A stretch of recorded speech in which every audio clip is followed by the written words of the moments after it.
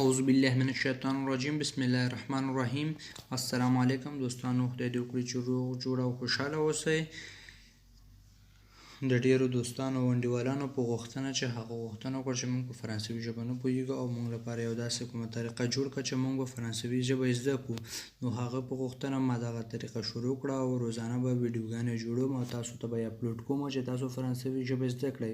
نو څرنګه چې زموږ لومړنی ویډیو دی نن او الفابet نه به شروع کوو، الفبا تورونه به شروع کوو چې فرانسوي ژبه کې الفابet یا الفبا توري څنګه تلفظ کیږي، څنګه استعمالیږي او څنګه دي څنګه نه دي. اوس لومړنی زموږ درس د همدې په باره کې دی او راځئ چې دوستانو درس شروع کوو، درس په لور لاړ شو.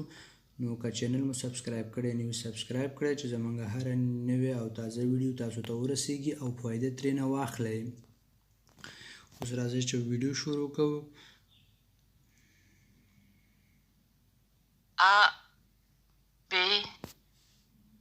C, D, E, F, G, H, I, J, K, L, M, N, O, P, Q, R, S, T, U, V, W, X, Y, Z.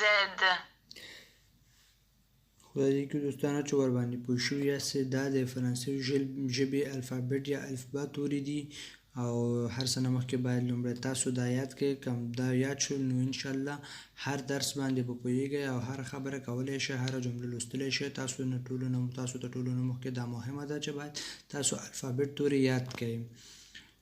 او دا اوس نننی درس زموږ او خدای دې وکړي چې روغ جوړ او خوشحاله اوسئ. ښه وخت درته غواړم او راتلونکي ویډیو کې به سره ګورو او ښه وخت، ښه ژوند ولرئ. په مخه مخه.